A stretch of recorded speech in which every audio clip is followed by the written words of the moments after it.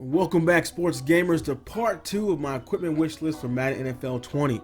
With the help of Helmet Stalker, I've compiled a detailed list of pretty much every piece of equipment that needs to be added or we can hope to see in this year's game. Be sure to check out part 1 where I covered the head and torso, which included helmets, mouthpieces, neck rolls, and more. And part 2, I will cover the arms, leg, and feet. Don't worry, I've got gameplay, franchise, and even a presentation wish list coming from Madden NFL 20.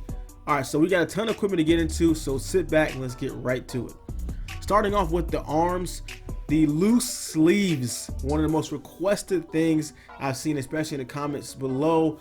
Baggy long sleeve undershirts are popular in the NFL, with many players using these instead of the compression style sleeves currently represented in the game right now. Also, the padded shooter sleeves. Shooter sleeves were a great addition a few years ago. However, a number of players use padded shooter sleeves. A small texture addition on the pre-existing shooter sleeves would do wonders and easily add another realistic customization option. And the 1/4 sleeve shooter combo, giving us the ability to combine the existing quarter sleeve and the shooter sleeve, would create a look seen by a few quarterbacks in the league like Mitchell Trubisky, Carson Wentz, and Patrick Mahomes. Also, the 3/4 sleeves are simply long sleeves that have been pulled up. However, there are a few players who rock this consistently. Dan Bailey, Brett Maher, Bradley Pinion, Chris Bosher have used this style most of their careers, while Dak Prescott wore his sleeves like this on and off during the 2018 season. A slight tweak to the long sleeve will easily achieve this look. Despite being primarily used by kickers, it seems like another pretty simple addition they can put in. Also, the elbow stabilizer style used by JJ Watt, because the current elbow brace used in Madden is also occasionally used in real life. However, players who have suffered elbow injuries typically use a more stripped down cage version of the brace. The stabilizers are often seen following elbow dislocations to stabilize the joint. The current variant seen in Madden appears more to support muscle injuries, so adding another one will be a good addition. Moving on to turf tape, medium and full. Very popular. People asked for this a lot last year. Alvin Kamara is the biggest name that started the revival of the mid-2000s style. However, its explosion throughout football at all levels has been incredible. The changes in turf throughout the years have rendered turf tape obsolete for about a decade, but it seems to be making its way back primarily as a fashion statement, but it's also useful against turf burn. Kamara's player model was adjusted to show his turf tape in a large patch in the fall, but it was only for his character and it looks more painted on than the real thing. This should be a high priority on the list for Madden 20 equipment. A lot of people want to see turf tape that they can put on their players that looks a lot more realistic. Next up, we have the elbow forearm band combo. This one is all about maximizing the use of accessories. A forearm band, a bicep band, occasionally some sleeves and wrist tape. A large bicep band being added and eligible to be paired with the pre-existing forearm band will be a nice touch. It's not an overly popular look in the NFL, but when guys like Jalen Ramsey, the Honey Badger, and Jamal Adams regularly use the combo, you gotta get in the game. And taking a look at wristband height. A very subtle tweak to wristbands will be nice. The current wristbands often look either too big or too small. Drew Brees, Blake Bortles, and Andy Dalton, and many others usually use a smaller style wristband that are a bit closer to the hand. Deshaun Watson and Jameis Winston use a larger style wristband that's twice the size of the smaller band. Updating the current wristband to represent the smaller 3-inch style band will be a nice touch, while updating the current double version to represent a 6-inch band seems like a reasonable solution. On to bracelets. Not a super noticeable option, but small bracelets will be a nice touch. The short wrist tape option could be a good substitute, but cutting it down even further would give the look of a bracelet, which shouldn't create a ton of work for the team. And one of the biggest, most asked for things is tattoos.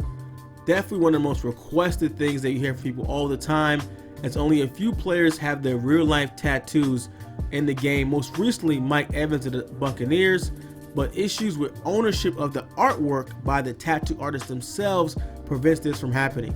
NBA 2K put player tattoos in the game and were promptly sued for it. So it's on the individual player themselves to get all the necessary releases to get their tattoos in the game. So if your favorite player doesn't have his tattoos in the game, hit him up on Twitter, let him know to get with EA so they can get them in the game as well. And we have the thin finger tape. A small update to the current finger tape options would be cool. The current tape looks a bit too bulky and wraps around the finger a bit too much. An update to a thinner tape along the digits will make it slightly less noticeable, but a lot more realistic. Alright, let's take a look at the legs.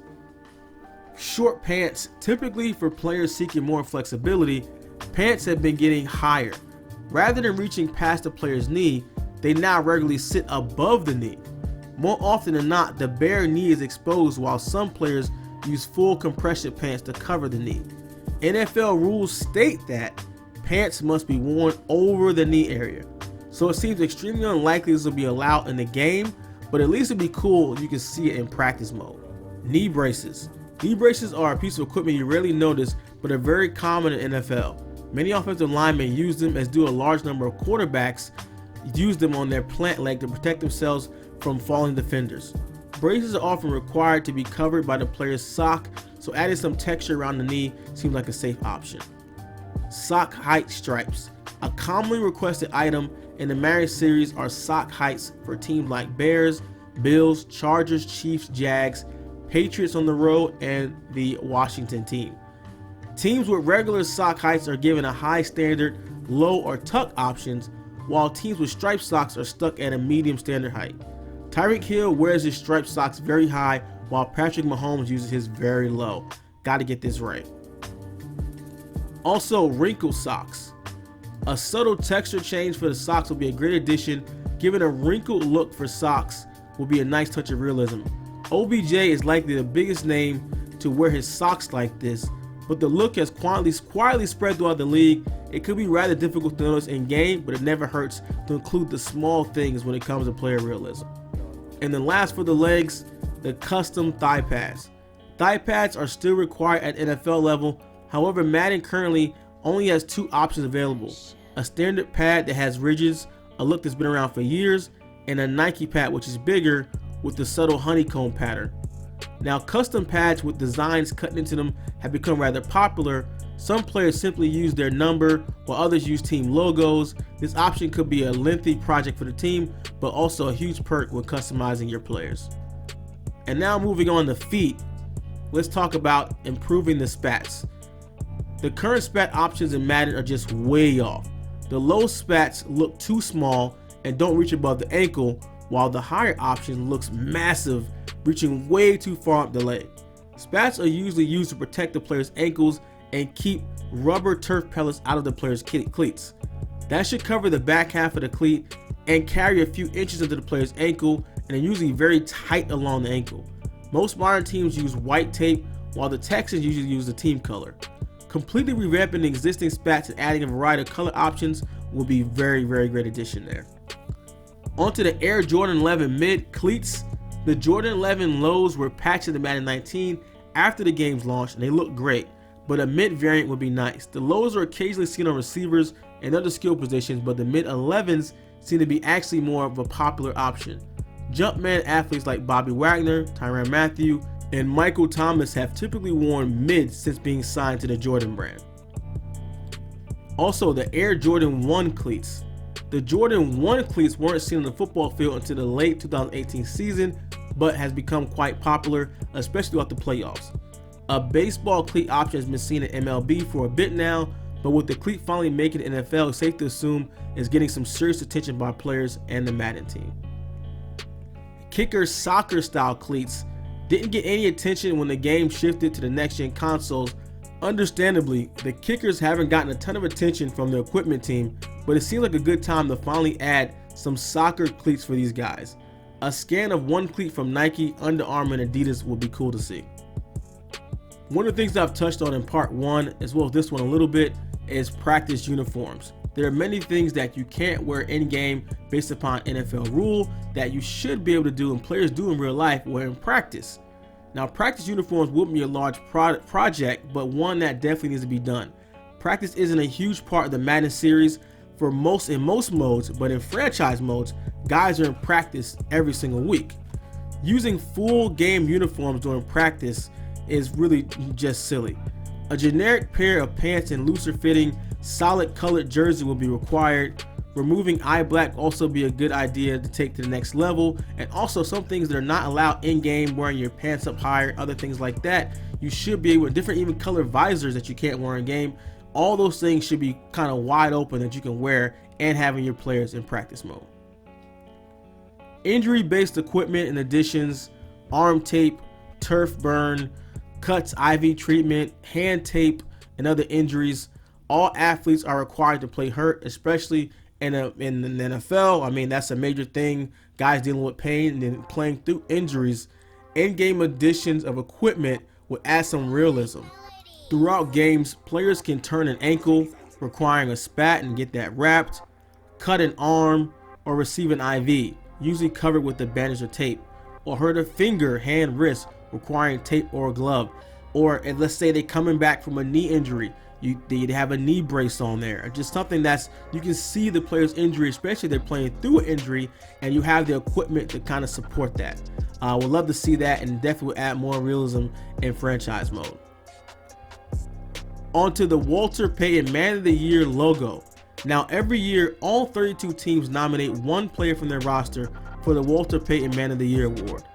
These designated players then receive a helmet sticker for the remainder of the year with the nomination, and a jersey patch helmet sticker for the remainder of the career after winning it. That would be a cool addition to have identify those exact players and actually have that logo and patch in the game. Updated captain patches. The captain patches were introduced in NFL in 2007, and their role has expanded in the Madden series in Madden 19. This was a great addition to franchise mode. However, the current patches look far too small. A more realistic patch, like the jersey numbers have an increased size, would make the captain patches better. Alright, that's pretty much it for the list, but let's get into a few honorable mentions that you guys had some really great ones in the comment section below. Starting off with custom face masks. I know a lot of these are not allowed and they got banned by the NFL, but even like I said, even just have stuff in practice mode, cool face masks you can wear, and custom cleats as well. That's totally taken on NFL. So many players wear custom cleats week to week. Let us have a creative cleat mode and design our own cleats, or at least have the custom cleats that the real players wear in game. Headbands and bandanas under the helmet, another great suggestion there. A lot of players have that. You can see they take the helmet off, or sometimes you can see a little bit underneath the helmet they have a headband or wearing a bandana.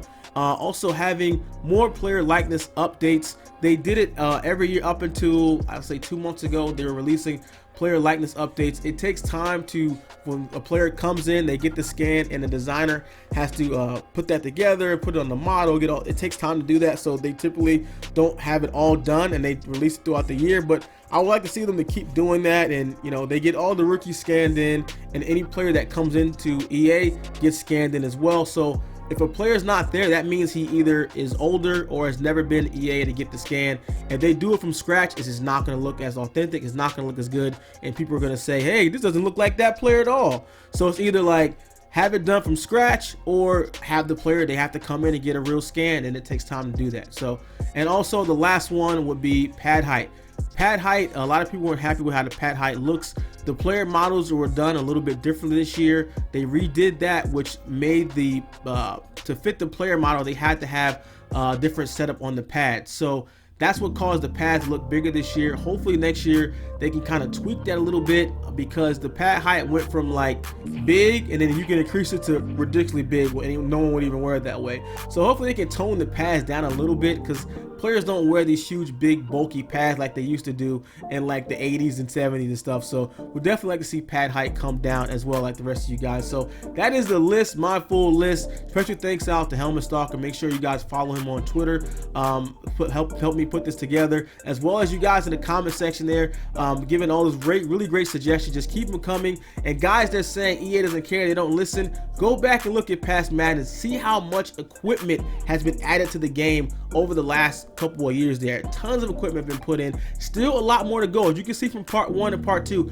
we have a lot more equipment to go, but they are progressing through it. I think they're doing a great job of that. And maybe some other things in the gameplay and definitely on the franchise side that haven't been done as great. But as far as the equipment, they're doing a heck of a job as far as equipment and graphics, in my opinion, what I can see. So let me know in the comments below. They are hearing your feedback. They do see these videos. Make sure you share it so this can be more of a thing that they see and know that people care about equipment and authenticity of the players. So if you did like the video, make sure you drop a like, subscribe for more, turn the notifications on so you don't miss. We got the gameplay and franchise and presentation coming here on SGO. This is The Natural. I'm out.